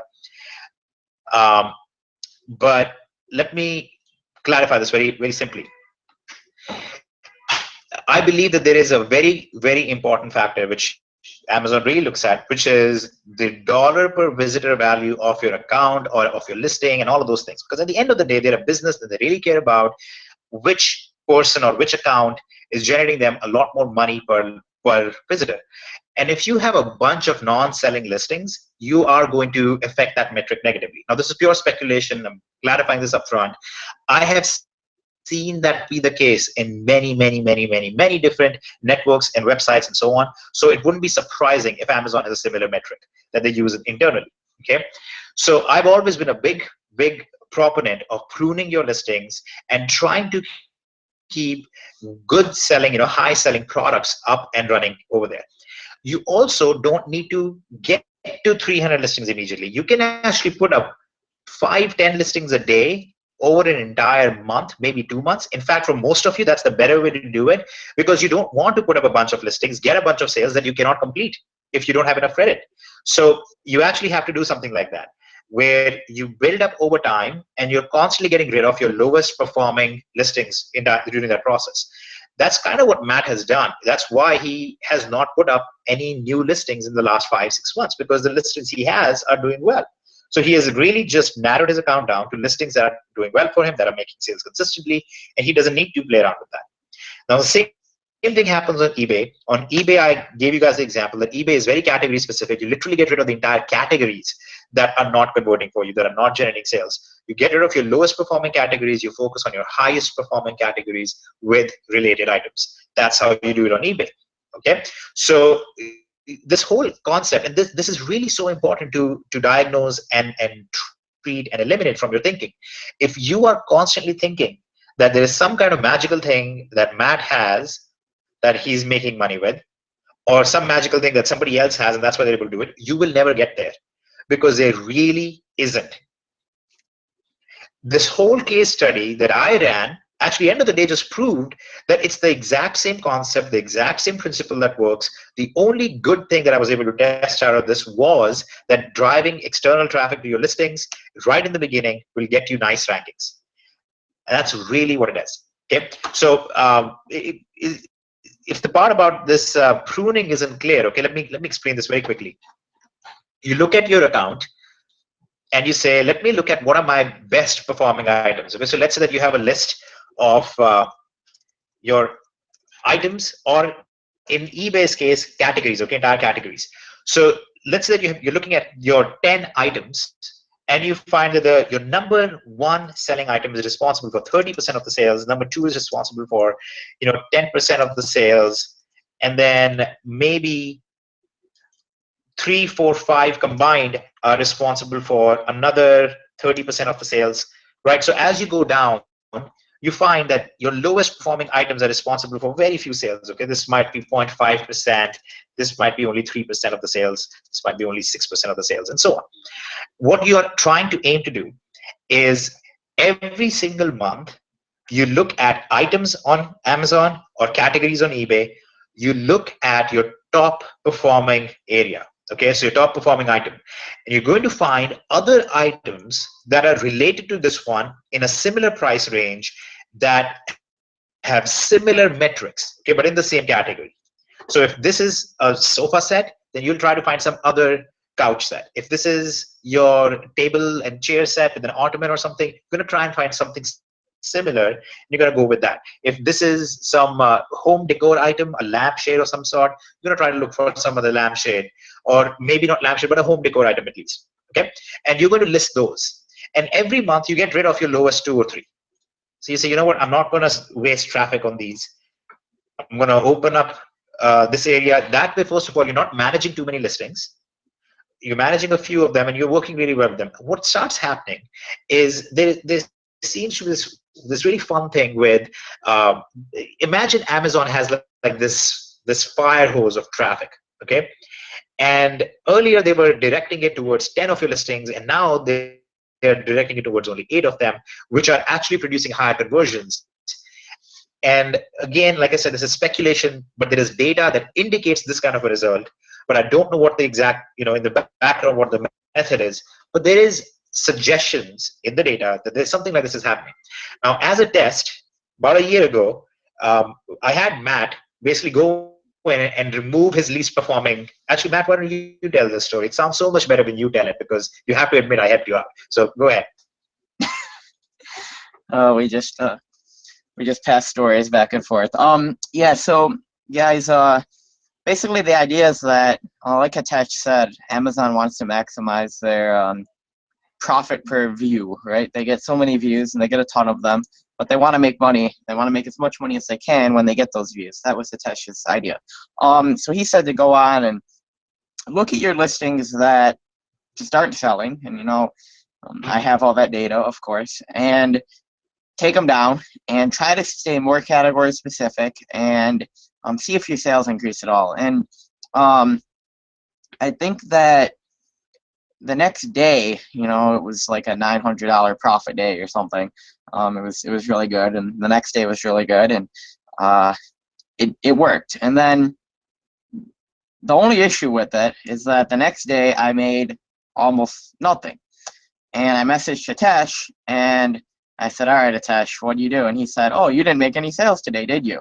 And I said, no. How'd you know? And he said, well, he said, well, the pruning thing gives it an immediate boost, but then you have to go back and add new listings to give it a shot, and then reprune and all that kind of stuff. And well, I said, you could have told me that yesterday, but he wanted to prove I would have a $0 day. It wasn't zero, but it was under 200.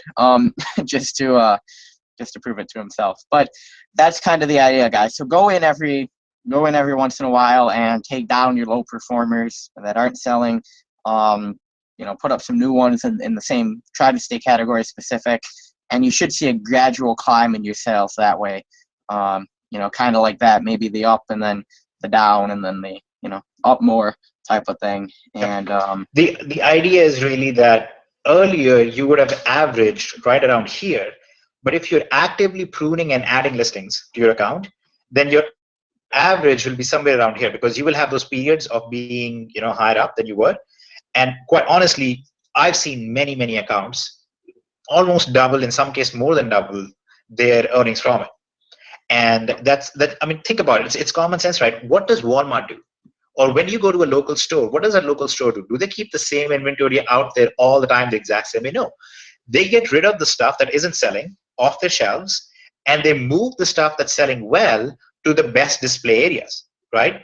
When you walk in, you see the giant display with $1 only, blah blah blah, whatever, and this thing is selling well for them. They give it the best area because of that. The same thing applies to Amazon, eBay, and again, speculation on what the method is in the background, but the results are pretty much there.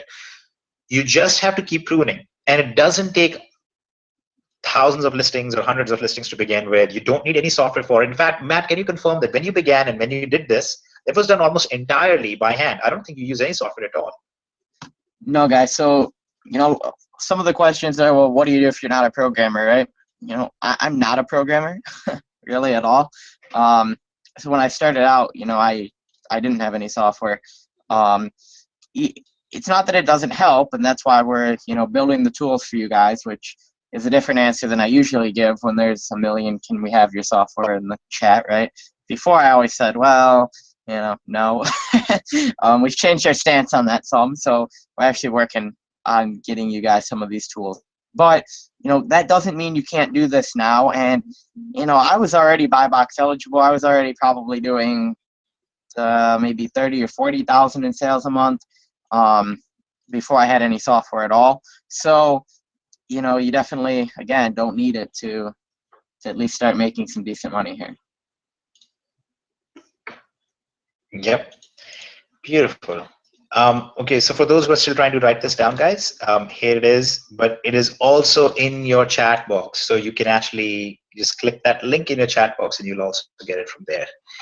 Okay, let's do a couple of things very quickly. One, we're going to walk you guys through a little bit of what we're working on, what's coming, hopefully. And then as a thank you to Matt, if you like this webinar and you learned a little bit from Matt, maybe I should say thanks for being on, Matt, and confirming that I was right. But I'm just gonna post this. If you guys can just go to my wall and just like that, and thank Matt for being on there, that would be awesome. Here is one of the reasons that we are doing that. Okay, so this is actually part of another test that we're running in the background. So the reason why I suggested we should probably use Facebook you should use Facebook as one of your sources is it's a very, very well-liked source of traffic at the moment. And what you want to do is if you have trustworthy friends, you don't want to do this in business groups. If you have trustworthy friends and people that you work with, you can actually give them your listings and say, hey, here's my listing. Do you want to go, go check it out, go check out my product. It'll give you that nice little boost right in the beginning. Because I see that, because we consider doing that, but what ends up happening is if you put your listing in a business group, other people will grab it and they will just start competing with you. Okay, that's just the reality of it, guys. That's kind of what you are all doing on Amazon and eBay. I mean, you're just finding products and you're competing with others. So can't hate people for it, but you really, really have to make sure that you're careful about it. So one of the things that you're building is a blind sharing system, which will protect your listing, which will not allow somebody else to see your listing, but they'll be able to send some traffic towards it, which I think will be a nice little boost. It'll be a nice thing to put out. And again, now that we have done this test, we know how well it works. It's a nice thing to show and nice thing to put out there. So we'll do that. And then the other thing that we're working on is obviously, as Matt said, we're working on some pretty high-end stuff with the auto ordering stuff on other sources outside of just Amazon, as well as the full tracking system we've talked about before that we're going to be putting out our own INFINii tracking system soon. We've been working very hard on the scalability of it because we know how many listings we'll be managing. We've been working hard to make it very scalable, make it very good. And this test was also a test in a way of some of those tools that we are working on. It was designed to see if we can manage this very quickly, if we can do this effectively. I fully expect that this account will get in serious trouble for what was just done on it. And just to let you guys know, you should never do stuff like this on your primary business account. This is what we call a throwaway account. It's an account that you get, you primarily experiment on it. It's run out of a completely separate thing that is completely disassociated with our core businesses. Who here has more than one Amazon account that they run, by the way? Just out of curiosity.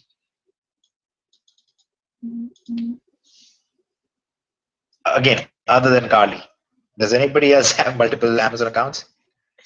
All right, so maybe like 10 people, not many at all. Most people don't have multiple Amazon accounts. So you guys have to understand, if you have multiple accounts, you have to be very careful about it. They all have to be separated from each other with many, many different layers. Matt knows about this. We've worked on setting those up before. But don't run these kind of tests and experiments just so you can have a cool screenshot to share. That's not the best way to build a business. You really, really do not need thousands of listings. Keep in mind, Matt has had 18,000 odd days from 300 listings, and I had to put up almost 13,000 listings, and only 80% of them being successful and stuff. And then generate 68,000, which I know will not stick. That's going to go down. That's all from this nice little boost that I drove in the beginning. I don't expect that to continue at that same velocity either. What you are really aiming to do more than anything else, you're aiming to have very consistent $300 to $500 sale days and aiming for 10 to 12% in profit margins. Okay, so let's write that out as well, just so everybody's on that page. What you're aiming for is roughly about $500 per day in sales, and you're aiming for maybe 10 to 11% average in sales if you're focusing on dropshipping. Okay, that's a very nice $50 to $55 a day with a business that you're spending maybe an hour, hour and a half at most per day on. Okay, and it's easily outsourceable. If you're doing FBA, then you're really aiming for somewhere around $300 or so per day. Okay, guys, I know people make $30,000 a day. 300,000 a day, but I'm giving you the beginning steps. Your aim is to get to about $300 a day or so, and your profit margin should be, including inventory repurchase, because you have to buy inventory again. Remember, for FBA, including inventory repurchase, you want roughly a 40% profit margin on that. So you are making a nice $100 to $120 a day in a business that you are spending maybe 3 to 4 hours a day in the first 4 weeks, and then you're spending maybe about 20 minutes a day once it's actually at Amazon, once it's all selling, you're not spending much time on that at all. So that's kind of what you're aiming for, and why you can see that we believe that long term, the FBA side is a good way to go about things. The drop shipping side is a good way to go about things as well, especially to start out. Make sure that whatever sales per day you're aiming for, if you're drop shipping, you have to make sure that you have the credit for it. Don't make $1,000 a day in sales if you don't have more than $15,000 available in available credit, in lines of credit. Because by the time Amazon pays you, you will have to have placed all those orders as well. So if you're selling $15,000 worth every 2 weeks and you only have $15,000 in available credit, you're going to run it really tight, and that's not how you run businesses. So this is just basic planning. Actually, who here thinks that you would benefit from a very basic business planning for the beginning stages? Who would like a training just on that stuff? Okay, there you go. So a lot of people. So you know what? We'll actually do that. We'll add a whole foundational training section, and I'll make a video specifically about those things and walk you guys through that a little bit more. A couple other things. Nobody should walk away from this webinar thinking, by in no way have I encouraged, I hope, that you should have multiple Amazon accounts and run experiments. The whole idea is, let us do this kind of stuff so you guys don't have to, so we have the data to show you what works. You don't have to have hundreds of listings. You don't have to have thousands of listings. You just need a working process that works well, and treat your business like business. Spend some time on it. This is not I'm gonna cut paste a bunch of products onto Amazon or eBay, and then I'm gonna do nothing with it. Manage it a little bit, okay? Spend just a couple of hours a day on it, and you will see very, very different results as you prune your listings and categories. As you build some traffic towards those things, I think you'll begin to see much better results than maybe you have seen so far if you just just been working on it. One final tip for those of you who are doing this on who are running, you have listings up, you have watchers, or you're getting traffic to your listings, but you're not seeing sales. A very simple final thing that you can do is, if you have an eBay store, run an account-wide sale. Okay, now you don't have to lose money on this. You could actually have your items marked up by 3%, marked up by 6%, and then run a 5% sale on it, because then you're running it, you're selling it for almost the same price, pretty much. But you actually get much more traction. eBay gives you a lot better visibility on your listings. You rank better on them, and there is a psychological thing that people see that as something on sale, they're more likely to purchase. So running a store-wide sale is a good idea. When I say account, I mean a store.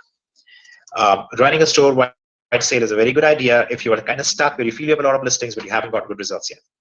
Okay, so do you think we covered pretty much everything, Matt? Do you have anything else to add? Yeah, let me make 2 more comments. Number 1, I just want to repeat one thing Atesh said, guys.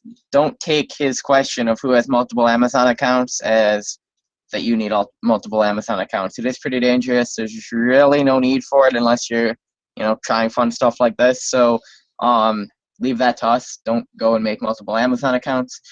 Somebody said, in fact, let's go a step further. Let's go a step further on that one piece.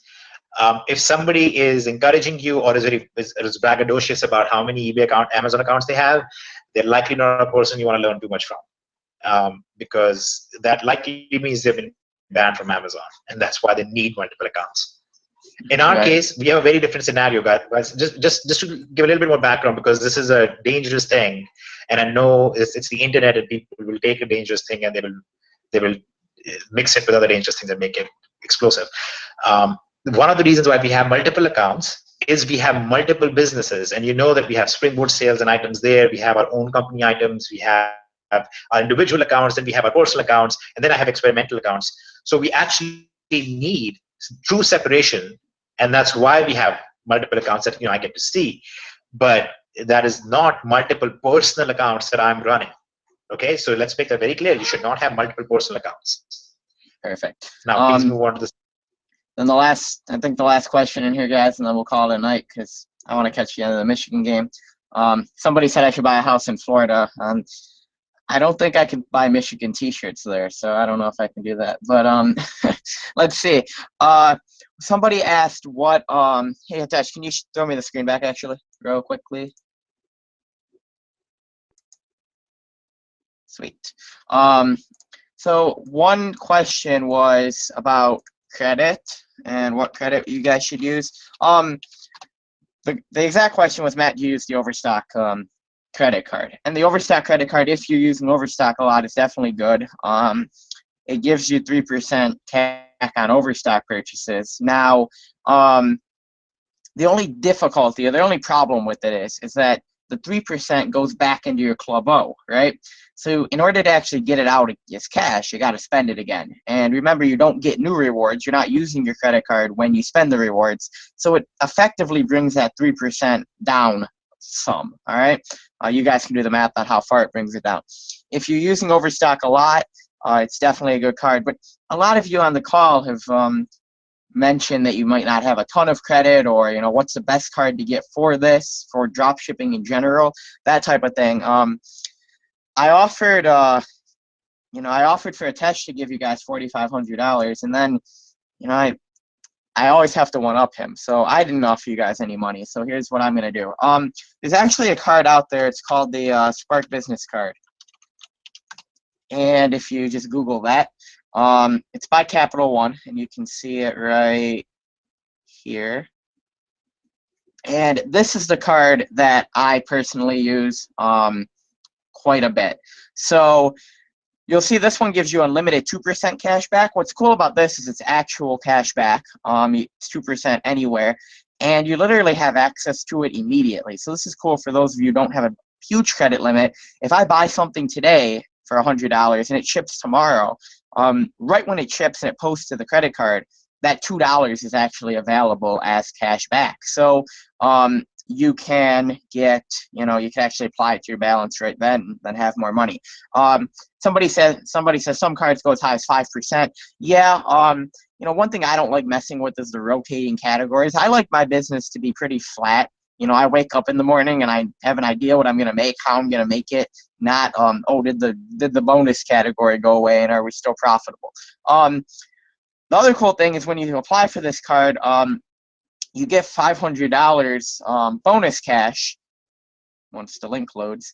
You get $500 bonus cash if you spend $4,500 in purchases in your first 3 months. So, really, guys, 3 months is like 90 days, so 4,500 over 90 is $50 a day that you have to spend.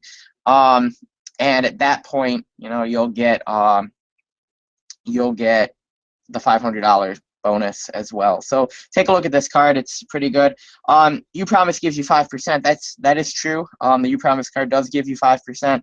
Problem with it is, obviously you have to wait a long time for it to credit. For the uPromise to credit and for them to actually pay you. It doesn't always credit at the 5%. And if you're using things like, Overstock sends coupons out sometimes and stuff like that, if you're using those kind of things, then the Overstock rate doesn't always apply. So, or the 5% doesn't always apply. So take a look at that. Someone says this is a business card. Do they only look at business owners? You guys, it says it's a business card. You don't actually need a registered business to apply for it. Let's let it load. What's with this computer right now? Jeez. So, I don't have a LLC or anything. I just literally put my Amazon store name in here, my eBay store name in here, whatever. And it's fine. You'll get approved for it, and you should be good to go. It actually asks you for your personal information as well. So, that is a good card to use, in my opinion. And that's the one that I use. Now there is in the terms, guys, to be a little careful that you're only allowed to use this card for business purchases. So don't go out and say, oh, I can get 2% on everything and start buying your groceries with it. They might not like that. Just keep that in mind. But for your business, which ultimately is going to become a bulk of your spending anyway, it's a good card. You have to have good credit. Yeah, you probably have to have decent credit. I'm not really sure. Let's see. So this says, well, okay, so this is what they describe as excellent credit, guys. You've never declared bankruptcy, right? You've not been more than 60 days late on a credit card payment in the last year. So, I mean, that's going to apply to almost all of you. You've had a credit card for 3 years with a credit limit above $5,000. So, pretty basic stuff there. They actually have another card that pays 1.5% that only needs this average credit. And, you know, for average credit, you could have defaulted on a loan in the past 3 years, right? Or 5 years. So don't be scared about these headers. So you don't need to be too impressive to qualify. Cool. And on that note, Hitesh, I think that's all I have for tonight. How about you? There's a lot more that we can go over, but we have gone 2 hours. I think we've answered all the questions. I don't think everybody wants to be here more than this long.